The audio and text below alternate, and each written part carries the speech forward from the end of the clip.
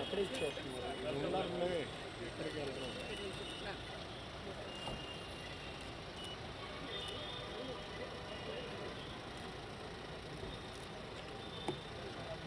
వెనకరండి వెనకరండి.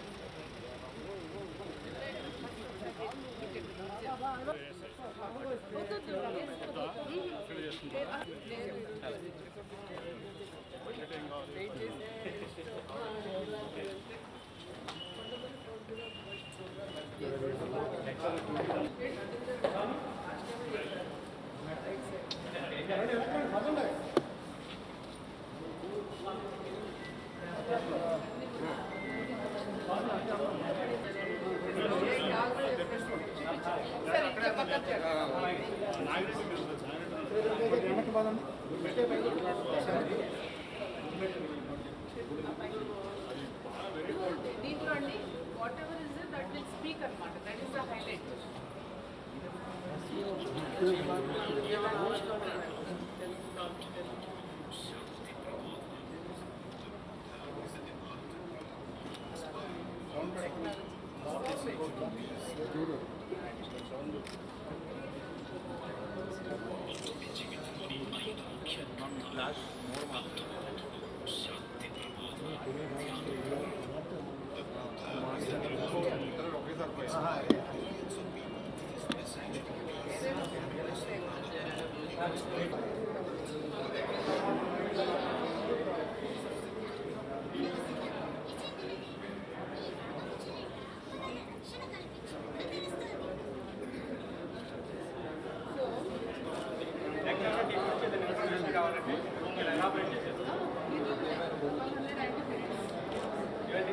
Better time 15 members for the operate చేసుకుంటాం. 15 members for operate. So దీంట్లో మీరు ఏం అబౌట్ కొట్టకుండా రీసెర్చ్ చేసేవాళ్ళు చాలా మంది వస్తారు. Depending on the different days 100, 200, 300, 500 చాలా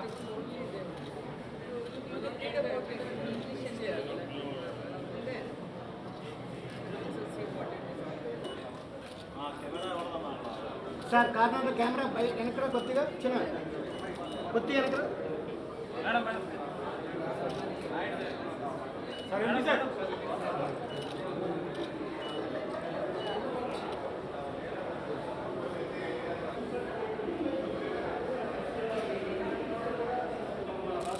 తీసుకొచ్చేసేసి ఇక్కడ మనం డిస్ప్లే చేసాం సార్. క్రీస్తు పూర్వంలోని 5వ శతాబ్దం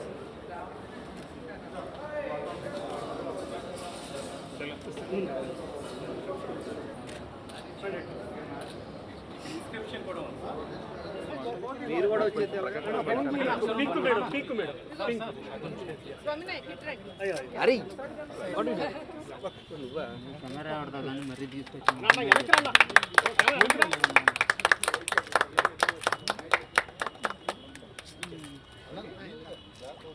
ఎమ్మెల్యే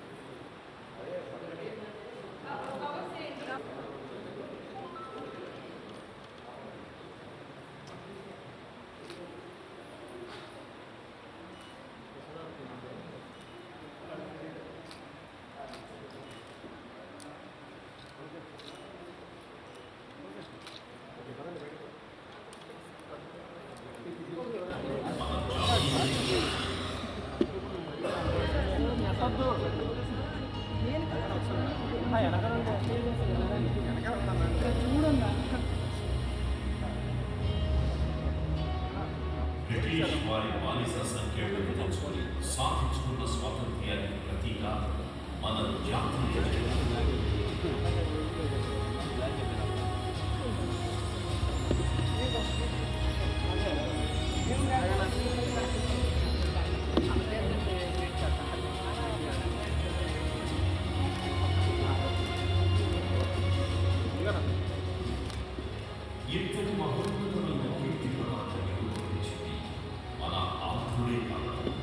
భక్తుడికి కలుగుతాడు.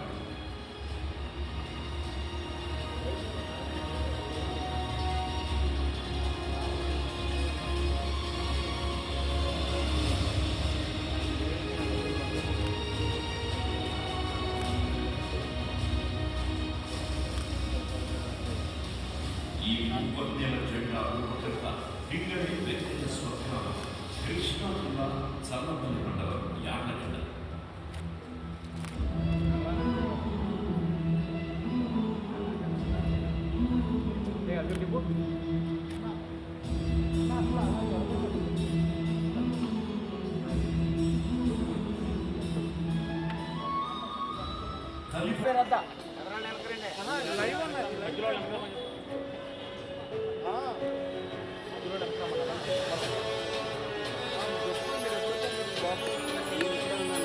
బాబా మధ్యలో వెనకరామన్నాయా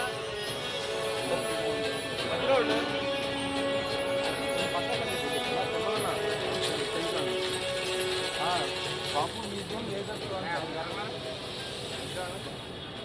ఆంధ్రప్రదేశ్ సాంస్కృతిక వారసత్వ సంపద ఘనమైన నిలయమైన బాపు మ్యూజియం సాదర స్వాగతం. చరిత్రకందని వాస్తవాలు, చరిత్రలోని మనకి తెలియని పుటాలు అనేకం ఉన్నాయి. వాటిని తరచి చూసేందుకు, తెరిచి వెతికి పట్టుకునేందుకు, మన మూలాల్ని శోధించేందుకు ఉన్న అడుగుజాడల్లోనే ప్రయత్నిస్తున్నాం.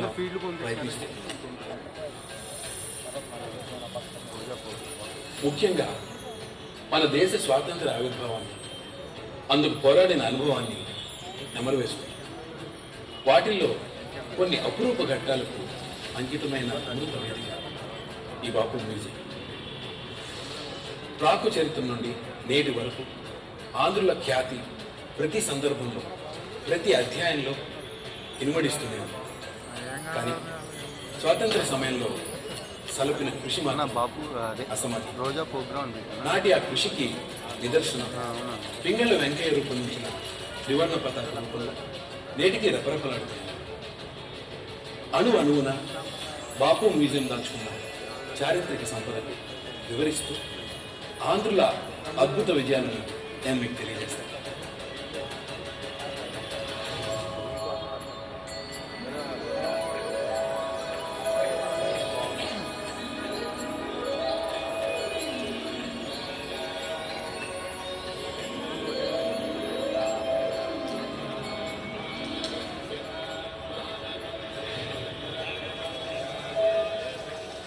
వేదాల్లోని ఐతరేయ బ్రాహ్మణంలో ఈ పుణ్యభూమి ప్రస్తావన ఉంది. మహాభారత సంగ్రామంలోనూ ఈ తెలుగు నేల భాగమైంది. ఇదిగో ఇంద్రకిలాద్రి, అర్జునుడు తపస్సు చేసిన శిఖరాద్రి.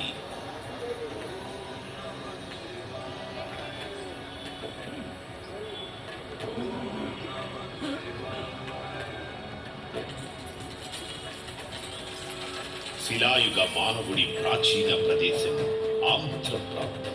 ఆది మానవుని జాడలు, వారు ఉపయోగించిన రాతి పనిముట్లు మన నాగార్జున కొండ, చంద్రగిరి, శ్రీశైలం, జగ్గయ్యపేట, రాళ్ల కాలువ, వెదళ్ల చెరువు, ముచ్చట్ల చింతమానుగవి, రామాపురం, ఉప్పలపాడు మొదలైన చోట్ల విరివిగా చూడొచ్చు. అదేవిధంగా బృహచ్చిలాయుగ సంస్కృతికి చెందిన పెద్ద పెద్ద వృత్తాకార సమాధులు, నిలువురాళ్ల సమాధులు మొదలైనవి మన అమరావతి, మెతడక, కారంపూడి, అరిగిపల్లి, తెన్నేరు, కేసరపల్లిలో మట్టి శవపేటికలు చూడవచ్చు. ఇంకను తొలి చారిత్రక యుగములకు చెందిన జైన స్థావరాలైన వజ్జనకొండ, దానవులపాడు, వడ్డమాను, కొనకండ్లలో బౌద్ధ స్థావరాలైన శారికుండం, బావికొండ, తొట్లకొండ, శంకరం, గుంటుపల్లి, భట్టిప్రోలు, ఘంటశాల, నాగార్జునకొండ, ధరణికోట, అమరావతి, చందవరం, నందలూరు ఆంధ్రప్రదేశ్లో జైన బౌద్ధ వ్యాప్తికి సాక్ష్యంగా నిలిచాయి.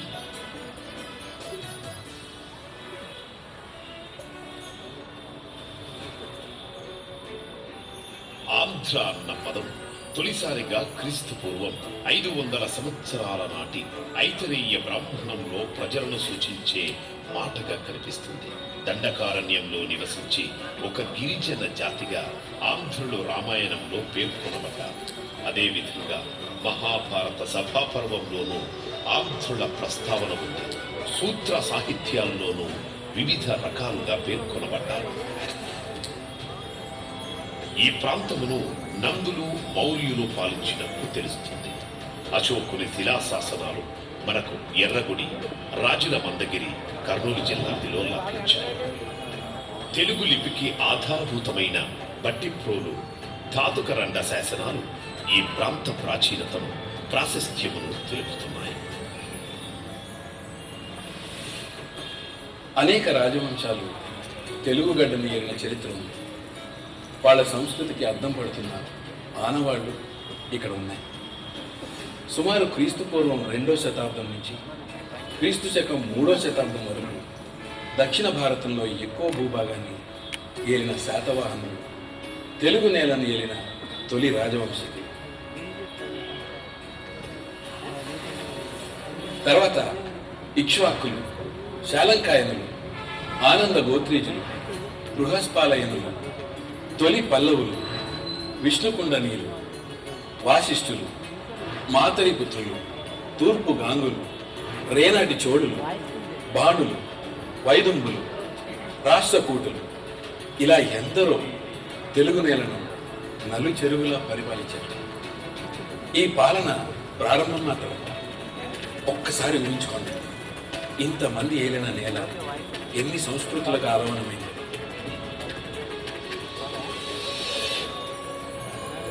క్రీస్తు శకం 621లో ఇది 2వ పులకేసి స్థాపించిన చాళుక్య రాజ్యం. పులికేసికి స్వయాన సోదరుడు కుబ్జ విష్ణువర్ధనుడు వేంగి రాజధానిగా ఆంధ్రాలు పరిపాలించాడు. 1070 వరకు సాగిన తూర్పు చాళుక్యుల రాజ్యం ఆ తర్వాత చాళుక్య చోళుల వశమైంది. తర్వాత కాకతీయులతో కాకతీయ సామ్రాజ్యంగా రూపుదిద్దుకుంది. తర్వాత ముసునూరి నాయకులు మరియు రెడ్డి రాజులు, పాలకులు, తూర్పు గాంగులు, పద్మనాయకులు, విజయనగర రాజులు,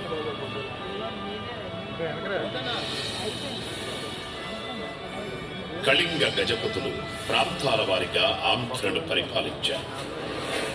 కాకతీయ రాజు ప్రతాపరుద్రుడు మహమ్మద్ బిన్ తుగ్లక్ చేతిలో ఓటమితో తెలుగు నేల సుల్తానుల వశమై విలవిలలాడింది. కళింగ గజపతులు, కుతుబ్ షాహీలు, ఆసఫ్ జాహీల తర్వాత ఈ నేల ఫ్రెంచ్ వారి ఆక్రమణలోకి వెళ్ళింది. ఆ తర్వాత ఆంగ్లేయులు సొంతం చేసుకున్నారు.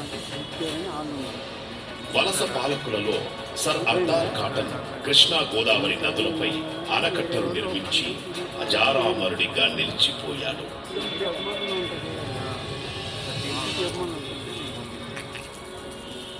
ఇప్పుడు ఆంధ్రప్రదేశ్ సామాజిక ఆర్థిక ప్రగతిలో ముందు, అయినా గతాన్ని మర్చిపోలేదు. వర్తమానానికే పరిమితం కాలేదు. భవిష్యత్తు కోసం అభివృద్ధి దిశలో పరుగులు తీస్తుంది. చరిత్ర సంస్కృతులను భద్రపరచుకుంటుంది.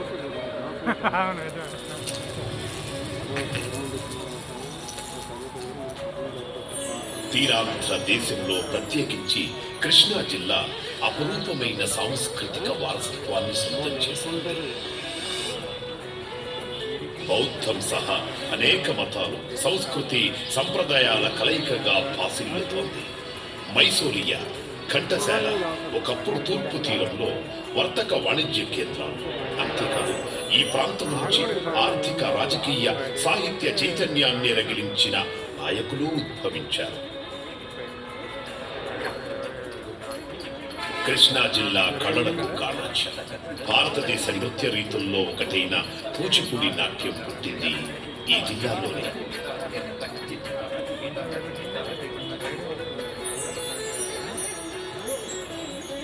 క్షేత్రయ్య లాంటి మహాకవులు, కవి సామ్రాట్ విశ్వనాథ సత్యనారాయణ, వేటూరి సుందరరామూర్తి లాంటి సాహితీ ప్రియులకు జన్మనిచ్చిన పుణ్యభూమి కృష్ణా జిల్లా. కృష్ణా నది తీరాన ఉన్న కొలువైన ఆధ్యాత్మిక కేంద్రాలు, అనిర్వచనీయమైన వారసత్వ సంపదలు. వెనుగంచిప్రోలు తిరుపతమ్మ ఆలయం, వేదాద్రి నరసింహుడి నిలయం, మోపిదేవి సుబ్రహ్మణ్యేశ్వరుడు, శ్రీకాకుళంలో మహావిష్ణు, హంసల దేవి, మువ్వలలోని వేణుగోపాల స్వామి కోవెలలు మరింత ప్రత్యేకం. ఇక ఘంటసాల, అల్లూరు, జగ్గయ్యపేట, గుడివాడల్లో ఉన్న బౌద్ధ ఆరామాలు నాటి బౌద్ధ మత సంస్కృతికి చిహ్నాలు. ఆధ్యాత్మిక సౌరభాలు వెదజల్లే మరెన్నో కృష్ణానది తీరంలోనే ఉన్నాయి. పవిత్రంగా భావించే కనకదుర్గమ్మ ఆలయం, అక్కన్న మాదన్న మొఘల్ రాజపురం గుహలు, హజరత్ మల్ మసీదు, గుణదల మేరీమాత మందిరం వాటిలో కొన్ని ఉదాహరణలు.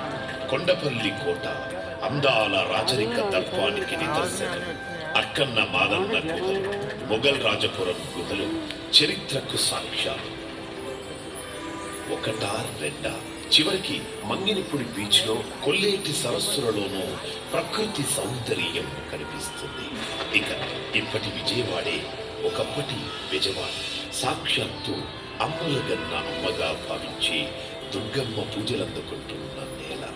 కృష్ణానది తీరంలో అమ్మవారిది ఆధ్యాత్మిక పరిమళమైతే, కృష్ణానదిలోనే కొలువుదీరిన భవానీ ద్వీపం మైమరిపించే పర్యాటక ప్రాంతం.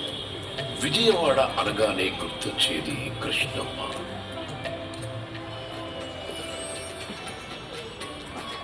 కొండపల్లి బొమ్మ కూడా. ఇవి మట్టితో అచ్చు చేసేవి కావు. చెక్కను ఓపికగా, ఒద్దికగా చేతిలో చెక్కితే రూపుదిద్దుకునే కళాకృతులు. మొదటి బొమ్మలో ఎంత అందమో ఆఖరి బొమ్మకు అంతే ఖచ్చితత్వంతో ప్రాణం పొయ్యడం కొండపల్లి కళాకారుల ప్రత్యేకత.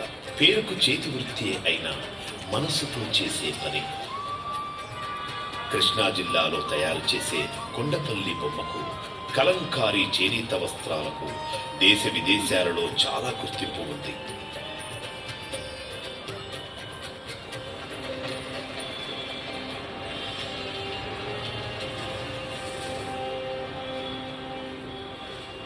ఆంధ్రప్రదేశ్ రాజకీయ ముఖ చిత్రంలోనూ స్ఫూర్తినిచ్చే సామాజిక చైతన్యం, చరిత్రను మలుపు తిప్పిన అనేక ఉద్యమాలు ఇక్కడే ఊపిరిపోసుకున్నాయి.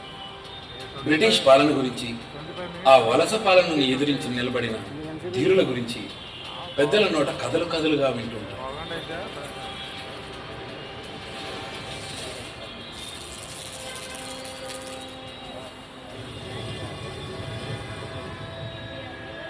అనేక సామాజిక మార్పులను తీసుకొచ్చిన కందుకూరి వీరేశలింగం లాంటి ప్రముఖులు ఎందరో ఉన్నారు.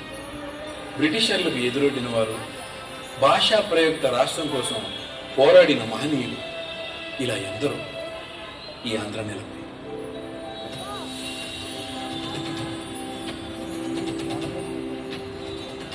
చీరాల, పేరాల ప్రకాశం జిల్లాలోని రెండు పక్కపక్క గ్రామాలు. దుగ్గిరాల గోపాలకృష్ణయ్య స్థానికులు ఆమోదం లేకుండా వలస పాలకులు రెండు గ్రామాలను కలిపి మున్సిపాలిటీ చేయాలని నిర్ణయించారు.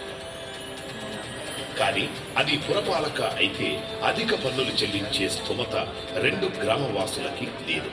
సమరయోధుడు దుగ్గిరాల గోపాలకృష్ణయ్య గాంధీ సలహా అడిగారు. అప్పుడు ఆయన రెండు మార్గాలు సూచించారు. ఒకటి, పన్ను రద్దుకు ఉద్యమం కొనసాగించాలి. రెండోది, ఆ ఊళ్ళో స్థానికులు ఖాళీ చేసి ఇతర ప్రాంతాలకు వెళ్లిపోవాలి. ఫలితంగా మున్సిపాలిటీ చేయాలనే ఆలోచనే ఆగిపోతుందన్నది ఆయన సలహా.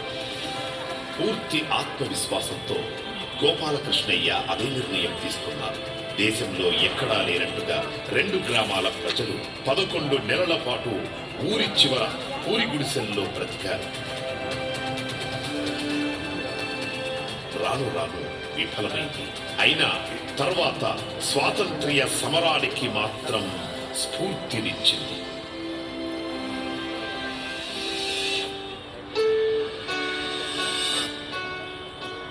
ఆంధ్రాలో జరిగిన అనేక ఉద్యమాల్లో ఇది ఒకటి.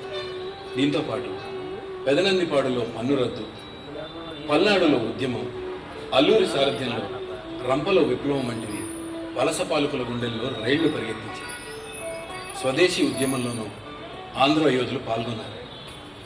స్వతంత్ర సమరయోధుడు అయ్యదేవర కాళేశ్వరరావు పుట్టింది ఈ జిల్లాలో. న్యాయశాస్త్రంలో ప్రతిభాశాలి కావడంతో బ్రిటిషర్ల కాలంలోనే ఆయన్ని ఎన్నో హోదాలు పదవులు భరించాయి. కానీ అవన్నీ తెగించి గాంధీ అడుగుజాడల్లో స్వతంత్ర సమరానికి జీవితాన్ని అంకితం చేసిన త్యాగధనుడు ఆయన. బాపు మ్యూజియంలో అందుకు సాక్ష్యాలు ఉన్నాయి. అయితే ఆంధ్ర ప్రజలు గర్వించే రీతిలో దేశ చరిత్రలో నిలిచిపోయిన సందర్భం మాత్రం త్రివర్ణ పతాక రూపం. ఇవాళ మనల్ని తలెత్తి నిలబడేలా చేసిన త్రివర్ణ పతాకంలో మన సంస్కృతి, వారసత్వం, బలం, ఐక్యత అన్నీ రెపరెపలాడుతున్నాయి. అందులోని ప్రతి రంగు దేశ ఐక్యతను, ప్రజల నిబద్ధతను చాటితే దానిపై చిహ్నం మన అభివృద్ధిని ఆకాంక్షిస్తోంది. ఈరోజు ఎగురుతున్న జెండా వెనుక దేశ స్వేచ్ఛ కోసం ఎందరో రాల్చిన కన్నీటి బిందువులున్నాయి. ఆ జెండా రెపరెపలను చూస్తే గుండె ఉత్తేజమవుతుంది. గౌరవం, విజయ గర్వం ఉప్పొంగుతుంది. భూప్రపంచంలో మరే జెండా ఈ త్రివర్ణ పతాకానికి సాటిరాదు. దీని వెనుక ఉన్నది ఇదే మట్టిలో పుట్టిన మాణిక్యం. దేశం కోసం ప్రాణాలిచ్చిన త్యాగం. పేరు ప్రతిష్టల కోసమో ధనం కోసమో ఆరాటపడని నిస్వార్థ మనిషి. దేశం గర్వించే ఆ వ్యక్తి పింగళి వెంకయ్య గారు.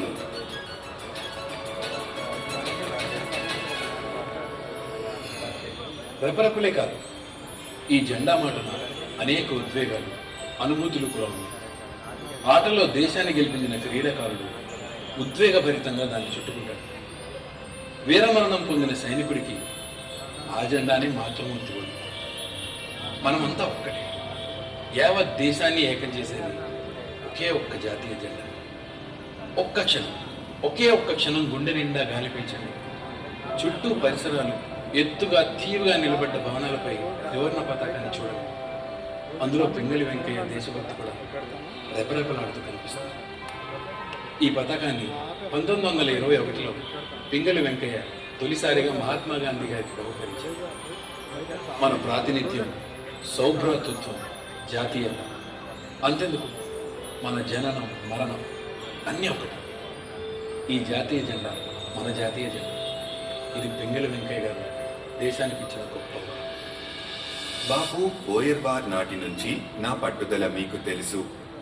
కానీ మన ఈ ఉద్యమం మధ్యలో నాకర్థమైంది, గుండెల్లో దేశభక్తి జ్వాలని రగిలించే ఓ చిహ్నాన్ని మనం మర్చిపోతున్నాం. చిహ్నమా? అవును, మీరు మాత్రమే దాని గురించి మాట్లాడగలరని అనుకుంటున్నాను. దీని అవసరాన్ని, ప్రాముఖ్యతను అర్థం చేసుకోగలరని భావిస్తున్నాను. జెండా, జాతీయ జెండా. అవును, ఇది మనకు కావాలి పింగళి. ఇద్దరం కలిసి రూపునిద్దాం, ఒక జెండాను ఆవిష్కరిద్దాం. ప్రతి ఒక్క భారతీయుడి గుండెలో దేశభక్తితో నింపుదాం. ధన్యవాదాలు పింగళి. పింగళి వెంకయ్య ఆంధ్రప్రదేశ్ కృష్ణా జిల్లాలోని భట్ల పెనుమర్రు అనే గ్రామంలో 1878 ఆగస్టు 2న జన్మించారు. ఆయన పుట్టిందే దేశం కోసమా అన్నట్టు ఉండేది. ఆయన్ని చూస్తుంటే చిన్నతనము నుంచే దేశమంటే భక్తి, అంకిత భావం, నిబద్ధత ఉండేది. అవే ఆయన్ను 19 ఏళ్ల నాటికి భారత సైన్యంలో చేరేలా చేశాయి. బ్రిటిషర్ల కోసం పోరాడుతున్న భారత ఆర్మీలో పింగళి ఒకరు. బోయర్ యుద్ధం జరుగుతున్న సమయంలో ఆయన మరో భారతీయుడిని చూశాడు. విశ్రాంతి లేకుండా సైనికులకు చికిత్స చేస్తూ సేవలందిస్తున్న ఆ వ్యక్తిని తనకు తానుగా పరిచయం చేసుకున్నాడు పింగళి వెంకయ్య. వెంటనే నీ పేరేంటి అని అడిగారు.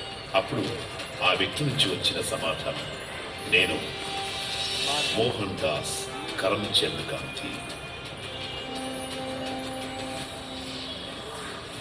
ఒకే భావాజాలం, నిజాయితీ కలిగిన ఇద్దరు దేశభక్తుల్ని పరిస్థితి ఒకటి చేసింది. కలను కనడం మాత్రమే కాదు, నిరంతరం శ్రమతో దాన్ని నిజం చేసుకోవడం ఎలా అని వీళ్ళిద్దరూ అభిప్రాయాలు పంచుకున్నారు. శ్రీ పింగళి వెంకయ్య గారు ఒకానొక అత్యుత్తమ సందర్భంలో తను తాను పరిచయం చేసుకోవడం ఈ ఇద్దరు అనుబంధానికి మూలం. అదే బంధం భారత స్వేచ్ఛా సంగ్రామంలో 50 ఏళ్ల వరకు కొనసాగుతుంది. గత 4 ఏళ్లుగా ప్రతి వార్షిక సమావేశంలో జాతీయ జెండా నింపుతున్న ఉత్సాహాన్ని దాని సృష్టికర్త అయిన వెంకయ్యను నేను అభినందిస్తున్నాను. జెండాలో చెరక చక్రాన్ని కూడా ఉంచాలని నేను అడిగినప్పుడు 3 అంటే 3 గంటల్లో ఆయన దాన్ని రూపొందించి బాపు మ్యూజియంలో ఇచ్చారు. గాంధీ వెంకయ్య చాలా ఏళ్ల పాటు అనేక భావజాలాలని అధ్యయనం చేశారు. వివిధ దేశాల జాతీయ పతాకాలను పరిశీలించారు. ఎంతో నేర్చుకున్నారు. వాటిలో స్ఫూర్తి తీసుకున్నారు. ఆయన తెలుసుకున్నది, రూపొందించినది ఎప్పటికప్పుడు తన పాత స్నేహితుడు గాంధీకి వివరిస్తూ వచ్చారు. భారత జాతీయ కాంగ్రెస్ లో కార్యనిర్వహణ సభ్యుడిగా మాట్లాడే అవకాశం ఉన్నప్పటికీ ఏ రోజు ఆయన జాతీయ జెండా ప్రస్తావన ఏ సభలోనూ తెచ్చింది లేదు. ఆయన అధ్యయనాలలో సంవత్సరాలు గడిచిపోయాయి. ఎన్నో నమూనాలు సిద్ధమయ్యాయి. 1919, 1921, 1929, 1933 ఈ 4 ఏళ్లలో మొత్తం 4 సార్లు మహాత్మా గాంధీ బెజవాడకు విచ్చేశారు. వాటిల్లో 1921 కీలకం. 1921 మార్చి 31 నుంచి ఏప్రిల్ 1వ తేదీ వరకు విజయవాడలోని బాపు మ్యూజియం నందు అఖిల భారత కాంగ్రెస్ కమిటీ సమావేశమైంది. జాతీయ నేతలంతా హాజరైన ఈ సమావేశ సమయంలోనే శ్రీ పింగళి వెంకయ్య గారు జాతీయ పతాక నమూనాను గాంధీ గారి సూచన మేరకు రాట్నం చిహ్నాన్ని పెట్టి 3 గంటల్లో సరికొత్త నమూనాను గాంధీ చేతిలో ఉంచారు. ఈ సభలోనే మరో అద్భుతం జరిగింది. స్వదేశీ జీవన బలోపేతానికి అక్షరాల ₹1,00,00,000 విరాళం ఆంధ్ర ప్రజానికం నుంచి సమీకరించారు భారత జాతీయ కాంగ్రెస్. ఎక్కడైతే జాతీయ జెండా రూపులో గాంధీ మార్పులు కోరారో, ఎక్కడైతే జెండా కోసం నిబద్ధతతో పని జరిగిందో అక్కడే ఆ సమావేశంలోనే మార్పులు చేర్పులతో కొత్త జెండాను గాంధీకిచ్చారు వెంకయ్య.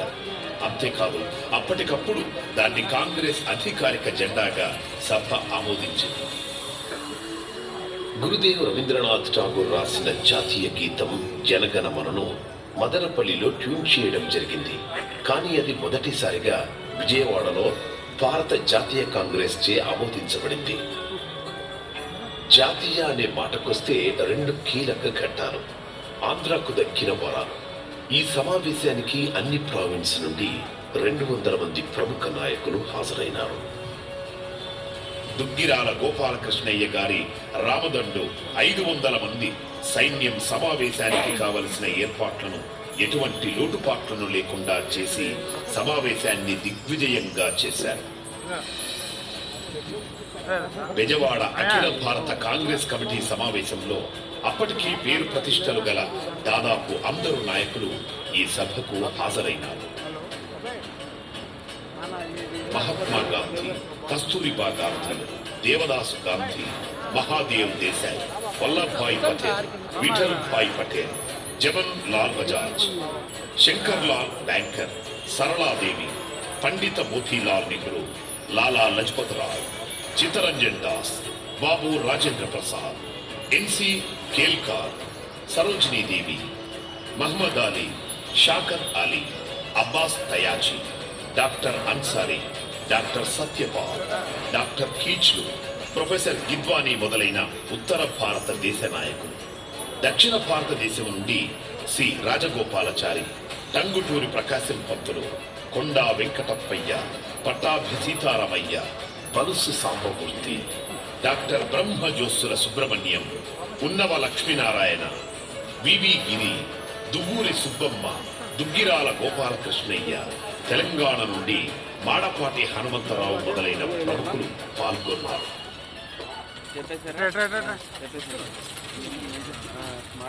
జూన్ 23, 1947 అంటే స్వాతంత్రం రావడానికి కొద్ది రోజుల ముందు బాబు రాజేంద్ర ప్రసాద్ సారథ్యంలోని ఓ కమిటీ జాతీయ జెండాను ఖరారు చేసింది.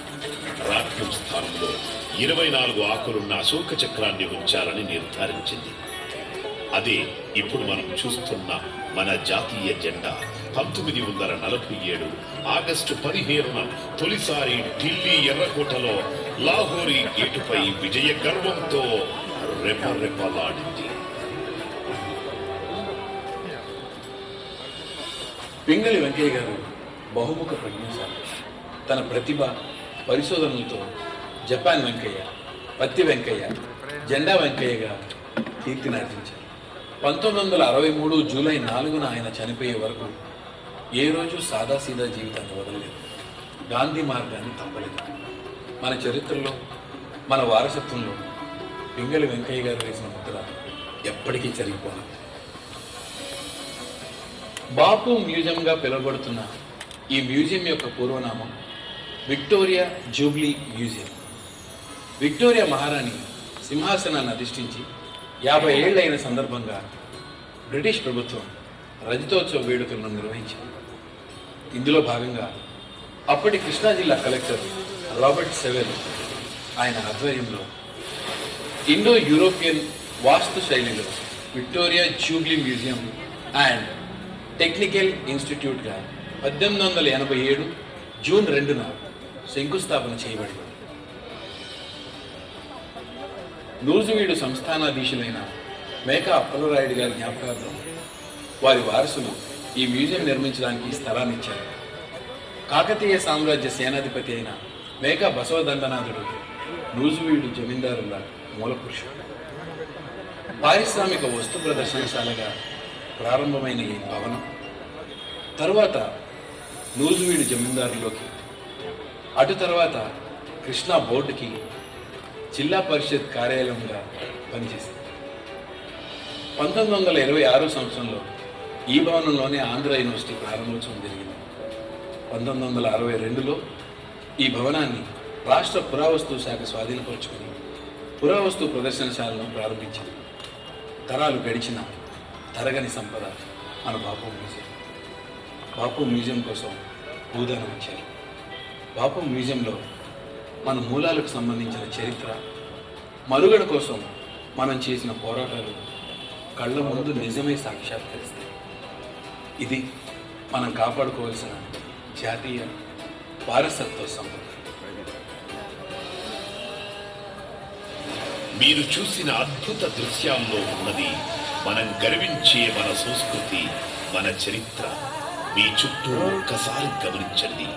మీరు నిల్చున్న నేలను చూడండి. తలెత్తి ఆకాశాన్ని గమనించండి. నింగి దిశగా రెపరెపలాడుతున్న ఆ త్రివర్ణ పతాక రూపకర్త ఈ నేలపై పుట్టిన వ్యక్తి. ఇది తెలుగు వారందరూ గర్వించే విషయం, మన వారసత్వం. భయమంటే ఎరగని తెలుగు జాతి పూర్వీకులు వారి విజ్ఞానం, ఆవిష్కరణలు, ఫలితాలు, సృజన, దేశమంటే భక్తి, ప్రజలంటే ప్రేమ అని గుర్తుంచుకోండి. ఈరోజు మనం తలెత్తుకునేలా చేసింది వాళ్లే. అప్పుడు ఈ నేలపై పుట్టిన వాళ్లే ఇప్పుడు మన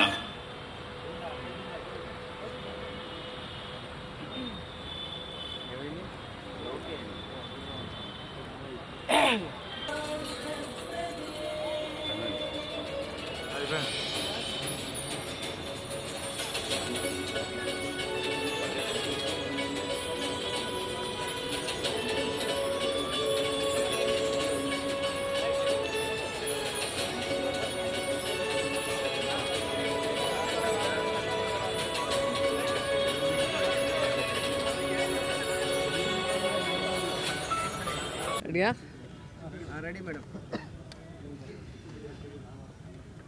విజయవాడలో చారిత్రక సంపదగా విరాజిల్లుతున్న బాపు మ్యూజియం, అలాగే పింగళి వెంకయ్య గారి గ్యాలరీ మీ అందరికీ తెలిసినదే.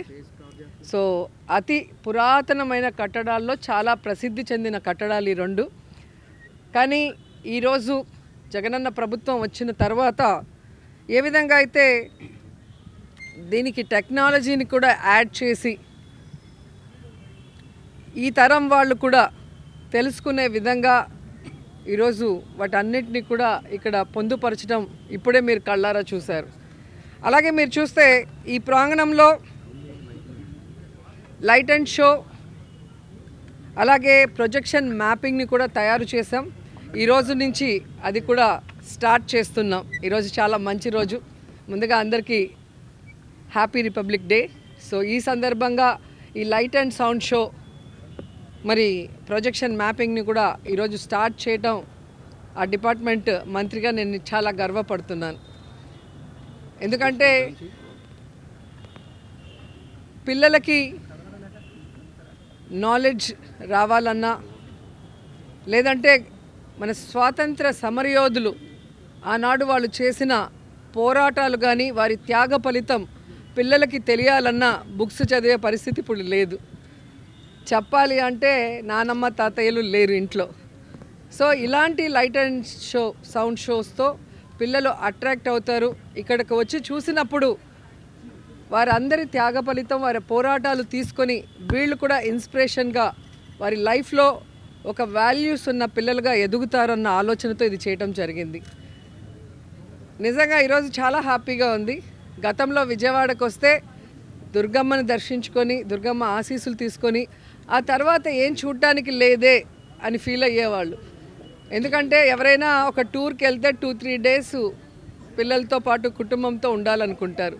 సో ఈరోజు జగన్మోహన్ రెడ్డి గారి పరిపాలనలో మీరే చూశారు, మొన్న ప్రపంచంలోనే అతిపెద్ద అంబేద్కర్ గారి మహాశిల్పాన్ని statue of social justice so అది ఓపెన్ చేయటం జరిగింది. అదే రోడ్లో కొంచెం ముందుకు వస్తే బాపు మ్యూజియం, దీంట్లో ఈరోజు నుంచి లైట్ అండ్ సౌండ్ షోని స్టార్ట్ చేస్తున్నాం.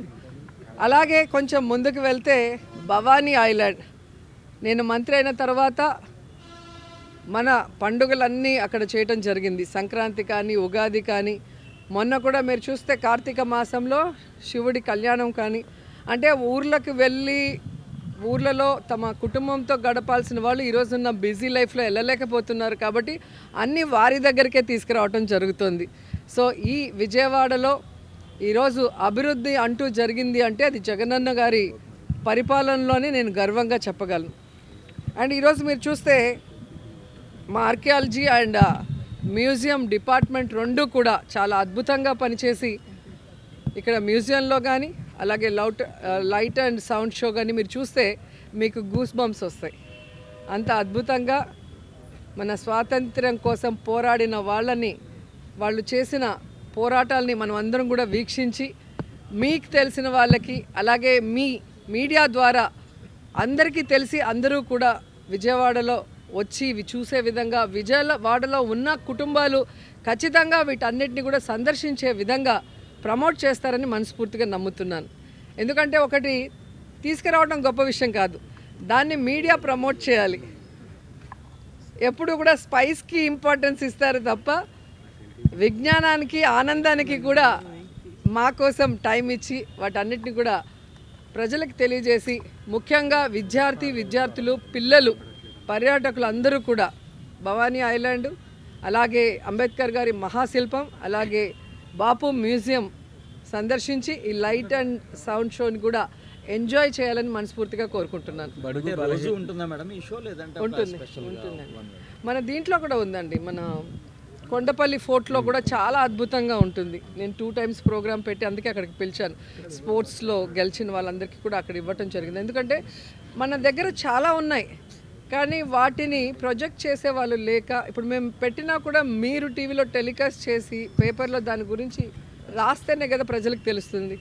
సో అందుకే మిమ్మల్ని అందరినీ రిక్వెస్ట్ చేస్తున్నా, మన విజయవాడలో ఇన్ని జరుగుతున్నాయి ఇవన్నీ కూడా తెలియచేసి పిల్లల్ని అలాగే విద్యార్థులకి నాలెడ్జ్తో పాటు ఆనందాన్ని కూడా కలిగించే విధంగా ఉన్నాయి. కాబట్టి అందరూ రావాలని కూడా కోరుకుంటున్నాను.